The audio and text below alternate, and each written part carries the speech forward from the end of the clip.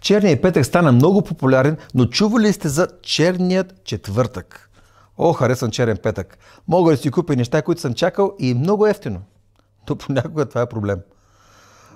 Харча за ненужни неща и после съжалявам. Правим ли и същото в живота? Правим ли лоши сделки, за които по-късно съжаляваме? Черният четвъртък започна преди около 2000 години. От един човек на име Юда. Той продал душата си за 30 сребърника, като в замяна е предал най-добрия си приятел. Лоша сделка, за която по-късно горчиво съжалявал.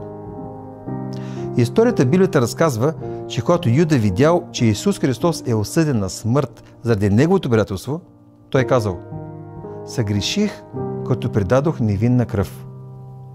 Но свещениците не се интересували. И Юда сложил край на живота си. Лошата сделка острувала всичко. Понякога черният четвъртък ни предлага подобни измамливи сделки. Изглеждат примамливо, но накрая губим. Загубил ли си партньора си заради изкушение, на което си подал? Децата ти не те уважават, защото никога си намирал време за тях? Загубил ли си здравето си от прекалено много работа или защото не си се грижи за себе си? Черният четвъртък иска да те измами, да ти открадне с привидно добри сделки. Но има надежда. Черният четвъртък изтича неделя. Библията разказва, че в неделя предаденият Спасител победи смъртта и разби силата на черния четвъртък.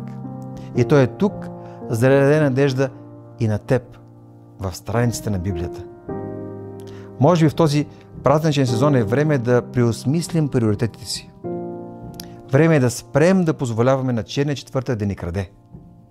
Може би е време да отворим Библията и да открием надеждата, която тя носи за теб и за мен.